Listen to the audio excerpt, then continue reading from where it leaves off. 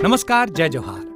क्या आप भी गवर्नमेंट एग्जाम्स की तैयारी करना चाहते हैं? क्या आप भी मेमोरी टेक्निक्स और ट्रिक्स के जरिए बहुत ही कम समय में स्मार्ट स्टडी करना चाहते हैं? क्या आप चाहते हैं कि सीजी व्यापम टॉपर आपको पढ़ाए? तो डाउनलोड करिए योगेंद्र साहू क्लासेस ऐप। यहाँ 10 से अधिक गवर्नमेंट एग्जाम्स क्रैक करने वाले और सीजी व्यापम टॉप करने वाले योगेंद्र सर सीजीपीएससी और सीजी व्यापम के अंतर्गत होने वाले सभी एग्जाम्स की तैयारी कराएं। तो डाउनलोड करिए Yogendra Sahu classes app to be the best, learn from the best.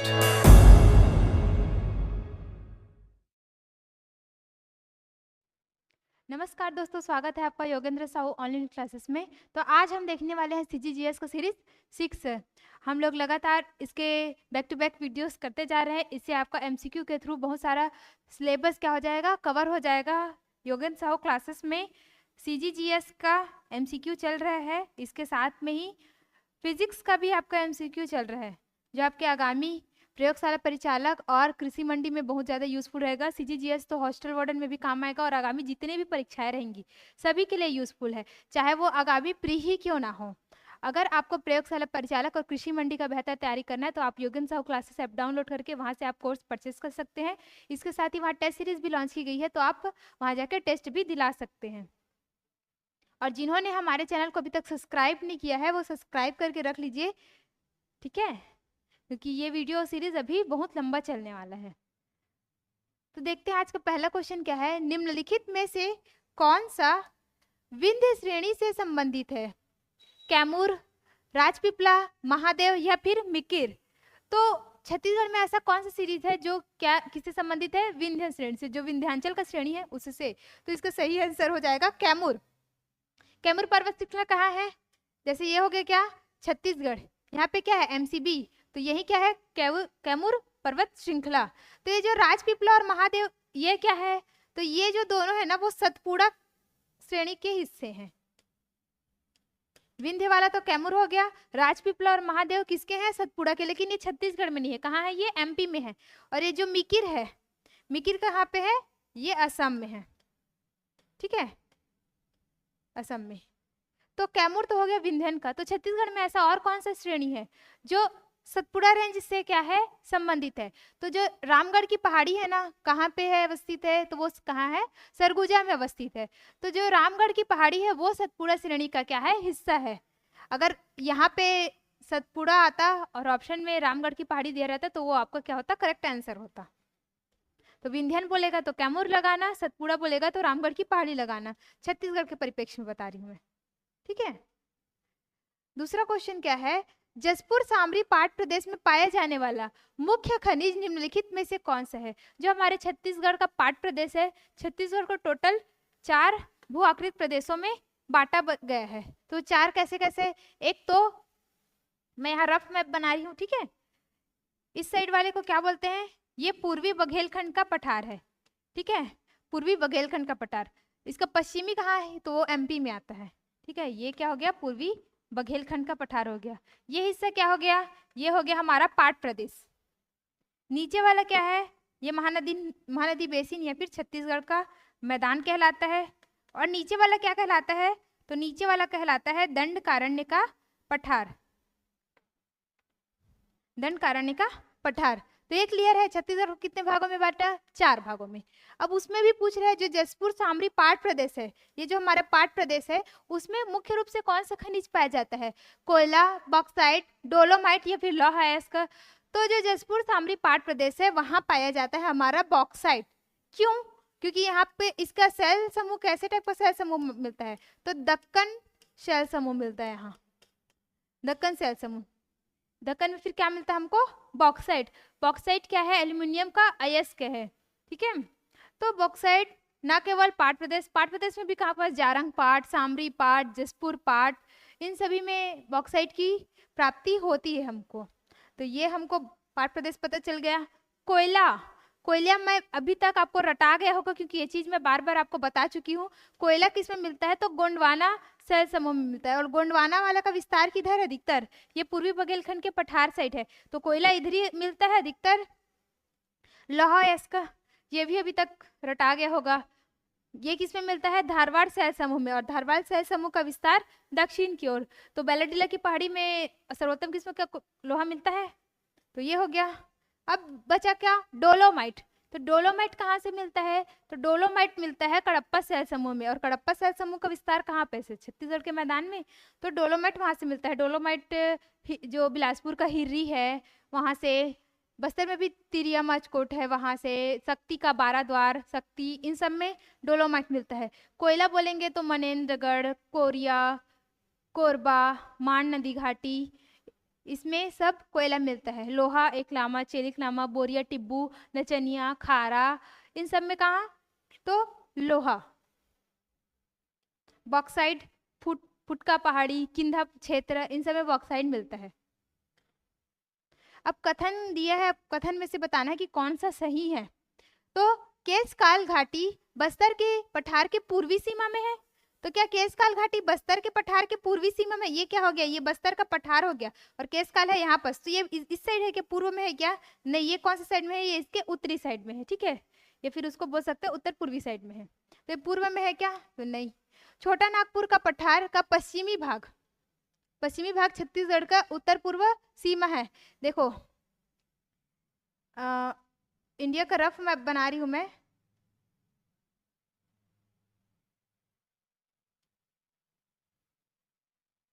ये देखो, ये इंडिया का रफ मैप हो गया।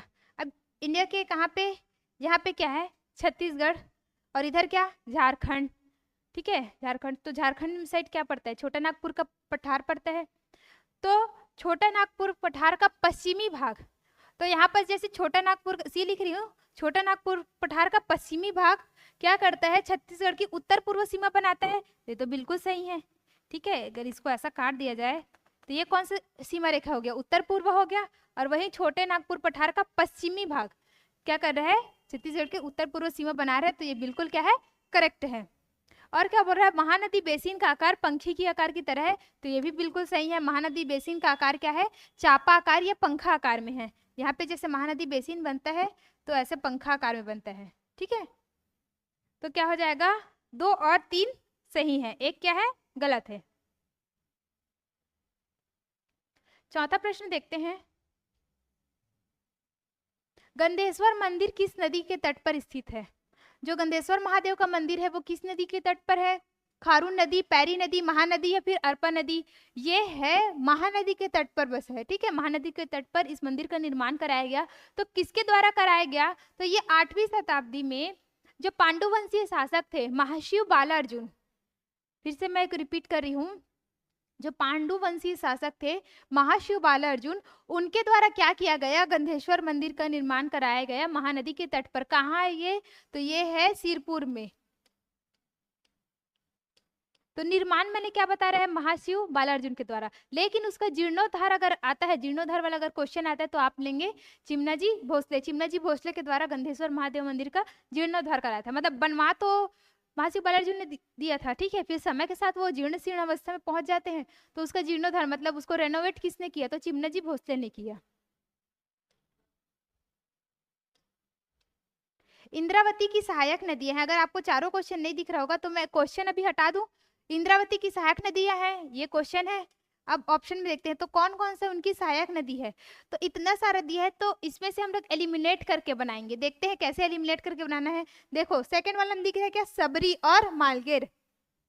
तो पहले वाले जब मैंने लेक्चर लिया था तो उसमें मैंने एक क्वेश्चन डाला था कि मलगेर नदी कहाँ से निकलती है। तो उसको क्या लिए थे हम लोग? बैलाडीला से, है ना। और मलगेर नदी किसकी सहायक नदी थी? तो वो शबरी नदी की सहायक नदी थी। और सबरी किसकी सहायक नदी है? तो वो डायरेक्ट जाके किस में मिलती है? गोदावरी में, ठीक है। तो ये इंद्रावती में मिलती है क्या ये दोनों? तो नहीं। तो ऑप्शन बी क्या हो जाएगा? गलत हो जाएगा। अब देखो इसमें भी मलगेर और कांगेर दिया है, और ये कांगेर और मलगेर किसकी सहायक नदी है? तो ये सबरी की सहायक नदी है। तो ये भी कैंसिल हो जाएगा। अब इसमें डंकनी शंखनी सबरी, तो मैंने सबरी पहले से बता दिया, ये किसमें मिलता है? गोदावरी में मिलता है। तो ये भी गलत हो जाएगा। तो इंद्रावती की कौन कौन सी सहायक नदी? बोर्डिंग, नारंगी, कोटरी और गुडरा। और आप सभी मुझे कमेंट करके बताएंगे कि कोंडा गांव किस नदी के तट पर बसा हुआ है, और साथ ही में गुडरा नदी का उद्गम कहाँ से होता है, ठीक है। निम्न में से किस स्थान में छत्तीसगढ़ का पहला समुद्री फॉसिल पार्क स्थापित किया गया है। ठीक है, यह किया जाएगा। तो किस स्थान में पहला समुद्री फॉसिल पार्क स्थापित किया जाएगा? मनेंद्रगढ़, जसपुर, बलरामपुर या सूरजपुर? तो इसका सही आंसर हो जाएगा मनेंद्रगढ़, जो एमसीबी जिला है मनेंद्रगढ़। तो वहां क्या किया जाएगा? छत्तीसगढ़ का पहला समुद्री फॉसिल पार्क, लेकिन भारत का 5वां। छत्तीसगढ़ का पहला, भारत का कौन सा? 5वां। तो वहां क्या किया जाएगा? समुद्री फॉसिल पार्क की स्थापना की जाएगी। और ये कौन सी नदी के तट पर बसा है? अगर ऐसा क्वेश्चन आया तो ये कौन सी नदी के तट पर है? तो हसदेव प्लस हसिया नदी के तट पर। दोनों नदी का नाम आप लोग याद रखेंगे। क्वेश्चन आ सकता है कि जो छत्तीसगढ़ का पहला समुद्री फॉसिल पार्क है वो किन दो नदियों के बीच है? तो वो किसके किसके बीच है? हसदेव और हसिया नदी के तट पर। और इसका नाम रखा जाएगा गोंडवाना समुद्री फॉसिल पार्क। ठीक है, क्योंकि गोंडवाना से समुद्र है तो उसी के नाम पर उसका नामकरण किया जाएगा।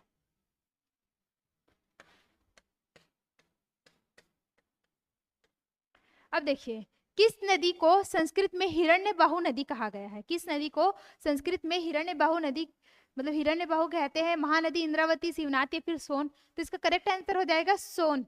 अब लोग बोलेंगे कि सोन नदी तो छत्तीसगढ़ में नहीं बहता है, तो इसके बारे में क्यों पढ़ रहे? हालांकि सोन नदी हमारे छत्तीसगढ़ में नहीं बहता, लेकिन छत्तीसगढ़ से बहुत सारे निकलने वाली नदी ऐसी है जो सोन नदी में जाकर मिलती है। और सोन नदी अपवाद तंत्र का हिस्सा है वो, जैसे कि रिहंद ऊपर जाके मिलता है, बनास, नेयूर, गोपद, ये सभी किस में मिलते हैं? सोन नदी में जाके मिलते हैं ना। तो उसके बारे में भी पढ़ लेते हैं कि सोन नदी को संस्कृत साहित्य में क्या बोला जाता है? हिरण्यबाहु कहा जाता है। क्या कहा जाता है? हिरण्यबाहु। आप लोग वीडियो देखते ही उसको याद करने की कोशिश कीजिए, बाद में याद करेंगे, फिर से डबल देखेंगे तो डबल जब देखना जब आपको एक ही बार में याद नहीं होगा, और जब डबल देखोगे तो उसको सेकंड मतलब 2x स्पीड में देखना, ताकि आपका क्या हो, समय बचत हो। और आप ज़्यादा से ज़्यादा कोशिश कीजिए कि मेरे साथ साथ आप भी याद करते चलिए, ताकि परीक्षा के आते तक आपका बहुत सारा पोर्शन क्या हो जाए, कवर हो जाए, बहुत सारी चीजें आपको पता हो जाए। ठीक है, और आप टेस्ट सीरीज बिल्कुल दिलाइए। प्रयोगशाला परिचालक का टेस्ट सीरीज मात्र 99 रुपीज में उपलब्ध है हमारे योगेंद्र साहू क्लासेस ऐप में। और जिनको भी कोर्स परचेस करना है, या तो वो डायरेक्ट ऐप में जाकर कोर्स परचेस कर सकते हैं, या फिर 8770123687 इस नंबर पर कॉल करके भी जो भी कोर्स है उसके बारे में जानकारी दे सकते हैं। देखिए, महान बांध छत्तीसगढ़ के किस जिले में स्थित है? एक बांध का नाम दिया है, कौन सा बांध? महान बांध। छत्तीसगढ़ के किस जिले में है? कोरबा, सरगुजा, रायपुर या फिर सूरजपुर? तो जो महान बांध है वो सूरजपुर जिला में है। और तो कौन से नदी में है ये बांध? तो नदी का नाम ही है महान। ठीक है, मतलब बहुत ज्यादा महान नदी है, उस पर कौन सा बांध बनाया गया है? महान बांध। कब, कौन से जिला में है? तो सूरजपुर जिला में। ये जो महान नदी है ना, वो किसकी सहायक नदी है? वो किसकी सहायक नदी है? तो वो रिहंद की सहायक नदी है। जो रिहंद नदी है, जिसको रेंड नदी या फिर रेणुका नदी भी कहा जाता है छत्तीसगढ़ में, तो उसी की सहायक नदी महान नदी। और महान नदी पर कौन सा बांध? महान बांध। कहाँ पर है? तो सूरजपुर में है। कोरबा में कौन सा बांध है फेमस बांध? तो ये है हसदेव बांगो बांध। ये इसको क्या बोलते हैं? मिनी माता बांध। सरगुजा में कौन कौन सा है? तो सरगुजा में है बंकी बांध, बंकीपुर बांध, श्याम और श्याम परियोजना, कुंवरपुर परियोजना, ये सब कहाँ है? तो सरगुजा में है। और रायपुर में, तो रायपुर में है समोदा बैराज। ठीक है, समोदा बैराज, कुम्हारी बांध, टीला बांध, ये सब कहाँ है? तो ये सब रायपुर जिला में आएगा। मैं सारी चीजों को यहाँ पे लिख तो नहीं रही हूँ, लेकिन बोल जरूर रही हूँ, तो आप लोग सुन के भी उसको याद कर सकते हैं। ठीक है, 9वां क्वेश्चन की ओर बढ़ते हैं। निम्नलिखित में से कौन सी जोड़ी छत्तीसगढ़ में प्रसूप प्रजनन प्रक्षेत्र और जिला सुमेलित है? इसमें सुमेलित है पूछ रहे हैं। ठीक है, बाकी सब में क्या पूछता है? कई बार नहीं है, कई बार है, ऐसी पूछते हैं। तो देखते हैं कि कौन सा सुमेलित है। तो नीचे से देखते हैं, सकोला। सकोला रायगढ़ में है क्या? तो नहीं, सकोला रायगढ़ में नहीं है। ठीक है, सकोला अंबिकापुर में है। सकोला कहाँ है? तो अंबिकापुर में है। सरकंडा जगदलपुर में है क्या? तो ये भी नहीं है। सरकंडा कहाँ है? तो ये क्या है? बिलासपुर में। पकरिया ये सरगुजा में है क्या? तो बिल्कुल नहीं। एक पकरिया कहाँ है? जीपीएम में है। अंजोरा दुर्ग में है क्या? तो बिल्कुल, ये हमारा करेक्ट आंसर होगा। ठीक है, तो हमारा करेक्ट आंसर क्या होगा? अंजोरा दुर्ग। ऑप्शन ए क्या हो जाएगा? करेक्ट आंसर हो जाएगा। ये बाकी सभी क्या है? सुमेलित नहीं है। यहाँ तक समझ में आ रहा है आपको? तो आगे बढ़ते हैं। किस योजना के माध्यम से नरवा गरवा घुरवा और बाड़ी अभियान छत्तीसगढ़ शासन द्वारा चालू किया गया था? ठीक है, किस योजना के माध्यम से जो नरवा घुरवा और बाड़ी अभियान है वो किसके तहत किया गया था? पशुधन मित्र योजना, पौनी पसारी योजना, किसान न्याय योजना या फिर सुराजी ग्राम योजना या सुराजी गांव योजना? तो ये जो नरवा गरवा घुरवा बाड़ी है वो सुराजी ग्राम योजना के तहत चालू किया गया था। ठीक है, नरवा गरवा घुरवा बाड़ी एला बचाना है संगवारी, ये महत्वाकांक्षी योजना थी हमारे छत्तीसगढ़ की। तो याद रखना सुराजी ग्राम योजना के तहत ही इसका अभिचालन किया जा रहा था। छत्तीसगढ़ राज्य में वन क्षेत्र है, तो छत्तीसगढ़ राज्य में कितना वन क्षेत्र है? वन के बारे में भी क्वेश्चन आता है कि आरक्षित वन का परसेंटेज क्या है, संरक्षित वन का परसेंटेज क्या है, अवर्गीकृत का कितना है, साल का कितना है, सौगौन का कितना है, मिश्रित वन का कितना है, या फिर टोटल वन क्षेत्र या वन आवरण में स्थान, ये सभी क्वेश्चन कर सकते हैं। ठीक है, तो वन आवरण में स्थान तो हमारा 3rd है, लेकिन वन क्षेत्रफल में हमारा स्थान कौन सा है छत्तीसगढ़ का? तो 3rd है।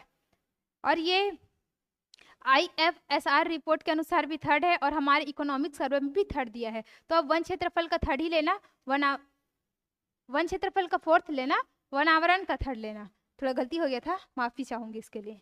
ठीक है, तो छत्तीसगढ़ राज्य में वन क्षेत्रफल कितना है? तो छत्तीसगढ़ राज्य में वन क्षेत्रफल है 59,772 वर्ग किलोमीटर। 59,772 वर्ग किलोमीटर क्या है इसका क्षेत्रफल है हमारे छत्तीसगढ़ में वन क्षेत्रफल। और परसेंटेज में अगर पूछे तो 44.21% क्या है वन क्षेत्रफल हमारे छत्तीसगढ़ में है, 44.21%। नेक्स्ट देखते हैं, निम्नलिखित में से कौन सा एक प्रोजेक्ट टाइगर के रूप में शामिल नहीं है, पूछ रहे हैं। ठीक है, अब देखो आगे क्वेश्चन शामिल नहीं है वाला, आगे में देखे थे कौन सा सुमेलित है, तो इसमें क्या है शामिल नहीं है।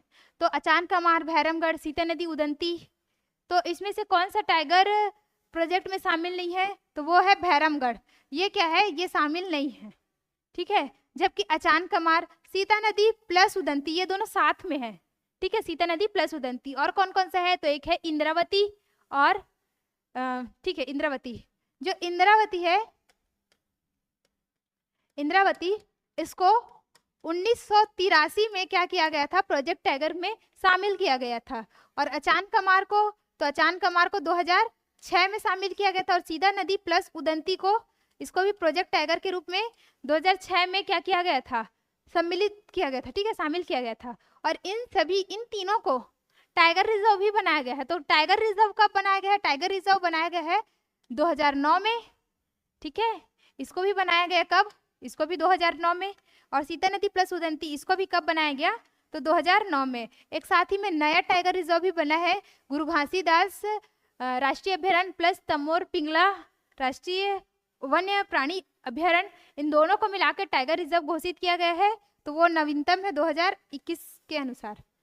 ठीक है, प्रोजेक्ट टाइगर समझ में, इंद्रावती 1983, अचान कमार 2006, सीता नदी प्लस उदंती 2006, और टाइगर रिजर्व की बात आई तो 2009 आप लोग याद रखेंगे।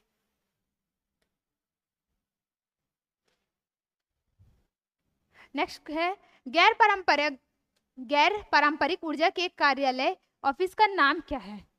तो क्रेडाई, रेरा या क्रेडा या क्रेडाई। तो जो गैर पारंपरिक ऊर्जा कार्यालय है उसका नाम क्या है? तो उसका नाम है क्रेडा। ठीक है, Chhattisgarh renewable energy development agency, full form में एक बार फिर से रिपीट कर रही हूँ, Chhattisgarh renewable energy development agency, ये क्या है? क्रेडा का फुल फॉर्म है। ठीक है, और इसका गठन किया गया था 25 मई 2001 को। ठीक है, और मुख्यालय पूछेगा तो मुख्यालय कहाँ है? तो मुख्यालय है रायपुर में। ये रहा क्रेडा का full form. Raipur district council ने उत्थान मासिक पत्रिका किस वर्ष निकालना प्रारंभ किया था? ठीक है, तो क्वेश्चन ऐसा भी आ सकता है कि उत्थान मासिक पत्रिका किसके द्वारा प्रकाशित किया गया था? तो किसके द्वारा? रायपुर डिस्ट्रिक्ट काउंसिल के द्वारा। तो ये कब किया गया था? तो ये किया गया था 1935 में। नाम तो रायपुर डिस्ट्रिक्ट काउंसिल का आता है, लेकिन मेनली और किसका नाम अगर हम लोग को याद रखना है तो पंडित सुंदरलाल शर्मा का नाम हम लोग याद रख सकते हैं। ठीक है, इनकी मुख्य भूमिका रही थी इसमें।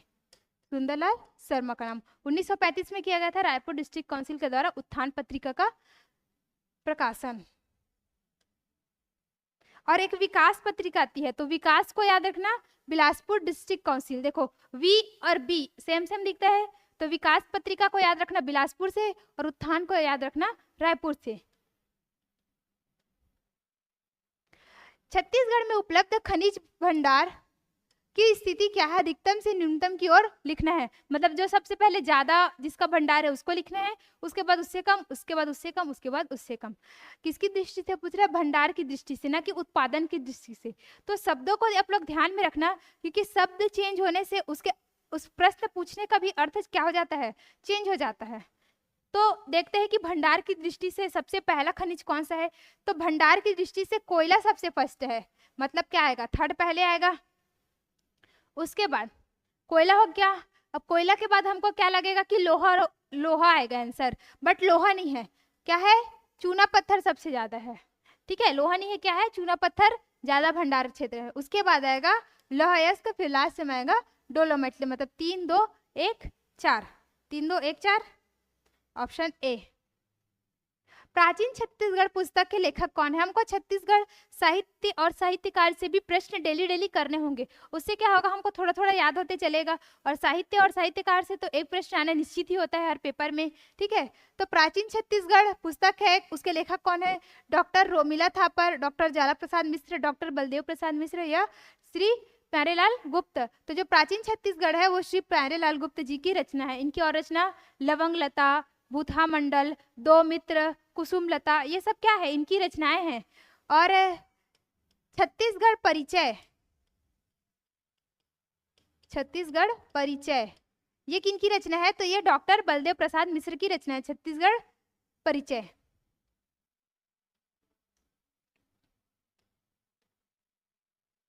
अब जनजाति से प्रश्न देखते हैं। जनजाति क्योंकि इम्पॉर्टेंट टॉपिक है हमारे सीजीजीएस का, तो वहां से भी प्रश्न करना जरूरी है। और आप लोग देखे होंगे कि जो पिछला 5 लेक्चर था उसमें एक ना एक प्रश्न किससे रहता था? जनजाति से रहता था।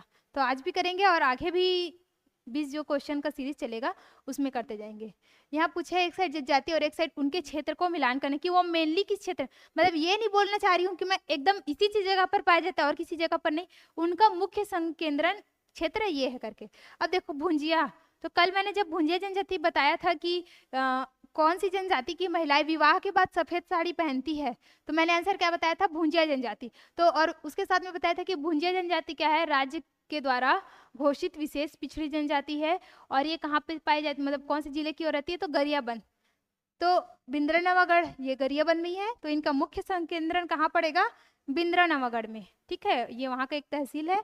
अब उरांव, उरांव ऊपर की ओर पाया जाता है, मतलब उत्तर छत्तीसगढ़ की ओर पाया जाते हैं, तो आंसर क्या लेंगे हम लोग?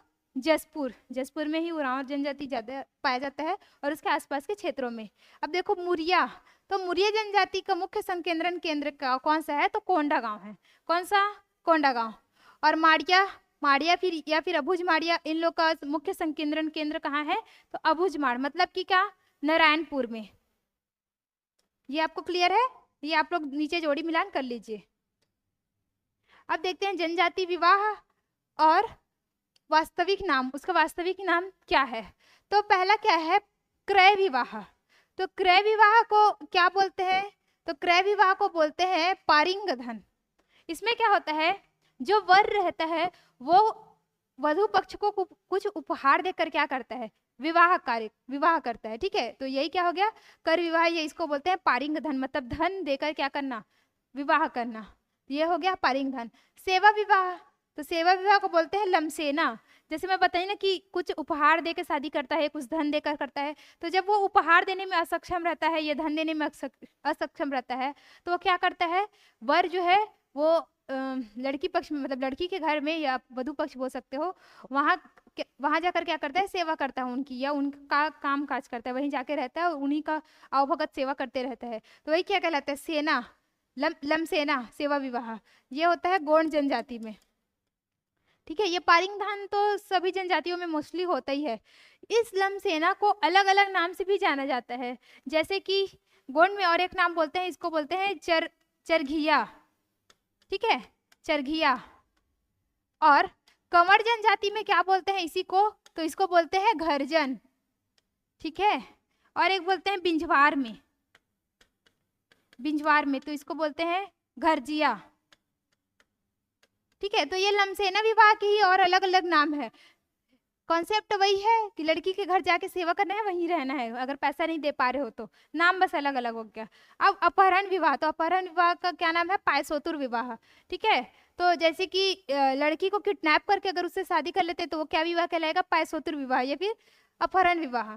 और गंधर्व विवाह को बोलते हैं पोटा विवाह, ठीक है।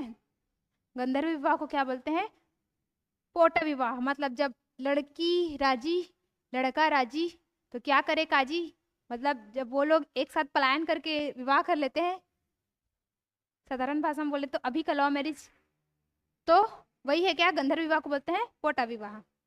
तो यहाँ तक अभी आपको क्लियर। आगे बढ़ते हैं, 19वां क्वेश्चन है। आप सभी मुझे कमेंट करके बताइएगा कि ये सीरीज आप लोग को कैसा लग रहा है, इसमें कोई और ऐड ऑन होना चाहिए, कोई टॉपिक, तो ये सभी आप मुझे कमेंट करके बता सकते हैं। अगर आपको कोई डाउट भी होता है तो आप कमेंट करके बता सकते हैं, कोशिश करूंगी उसका रिप्लाई जल्द से जल्द दूं मैं, ठीक है।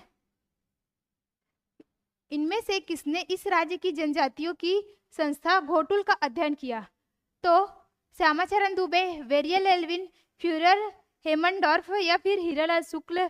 किसने जो जनजातियों की संस्था है घोटुल उसका अध्ययन किया था, तो इसका सही आंसर मैं पहले बता देती हूँ, उसके बाद घोटुल में चर्चा करेंगे। तो उसका आंसर होगा वेरियल एल्विन। इन्होंने ही क्या किया था, 1948 में घोटुल का क्या किया था, विस्तृत अध्ययन किया था। घोटुल होता क्या है, तो जो घोटुल होता है ना वो मुरिया जनजाति या फिर मुरिया भी बोल सकते हो, मुरिया जनजाति का क्या होता है, युवा गृह होता है, युवा गृह होता है। ये एक ऐसा गृह होता है जहाँ पे अविवाहित युवक और युवती को प्रवेश दिया जाता है, उनमें सेवा भाव जागृत किया जाता है, सामाजिक शिक्षा दी जाती है। इसके साथ साथ ही उनको अपने पार्टनर चुनने की भी क्या मिलती है, मतलब पार्टनर चुनने का भी अधिकार मिलता है, ठीक है। किसमें, मुरिया जनजाति के युवा गृह में। इसमें जो पुरुष लोग रहते हैं उनको क्या बोलते हैं, चेलिक, ठीक है। जो मेल रहेगा उसको क्या बोलेंगे, चेलिक। और मेल का जो हेड रहेगा, ठीक है, मेल का जो हेड रहेगा उसको बोलेंगे क्या, सिरेदार। अब जो फीमेल होती है, फीमेल को क्या बोलेंगे, मुटियारिन, मुटियारिन। और फीमेल की जो हेड होगी उसको क्या बोलेंगे, बेलोसा, ठीक है। तो ये क्या हो गया, घोटुल। घोटुल में क्या कार्य किया जाता है, तो सामाजिक शिक्षा दिया जाता है, सेवा भाव जागृत किया जाता है, और क्या ही जीवन साथी चुनने का मौका भी दिया जाता है। किसमें, ये युवा गृह में।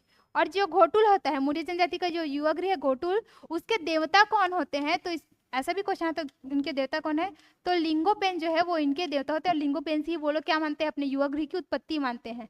और युवा गृह में कौन कौन सा नृत्य किया जाता है, तो युवा गृह में मांद्री नृत्य किया जाता है, ठीक है। और क्या क्या नृत्य किया जाता है ये आप लोग कमेंट करके बता सकते हैं। और अंतिम प्रश्न आज का, बस्तर की जनजाति में क्या है, भतरा नाट प्रचलित है। भतरा नाट की कथा वस्तु पौराणिक घटनाएं हैं। भतरा नाट में सभी कलाकार पुरुष होते हैं, तो इनमें से सही कौन सा है ये बताना है। तो जो भतरा नाट है वो बस्तर में ही प्रचलित है, तो बिल्कुल सही है।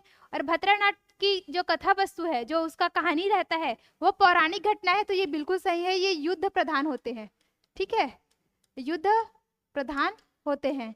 और भतरा नाट में सभी कलाकार पुरुष होते हैं, तो ये भी बिल्कुल सही है। इसमें महिलाएं क्या करती है, भागीदार नहीं होती है, तो क्या हो जाएगा, 1, 2 और 3 तीनों सही हो जाएगा। तो ये रहा आज का 20 क्वेश्चन। कैसा लगा आपको ये सीरीज, ये आप सभी कमेंट करके बताना। और अगर वीडियो अच्छा लगे तो वीडियो को लाइक कीजिए, हमारे चैनल को सब्सक्राइब कीजिए, और दोस्तों के साथ क्या कीजिए, ज़्यादा से ज़्यादा शेयर कीजिए। तो मिलते हैं नेक्स्ट वीडियो में, धन्यवाद। बंद कर दो।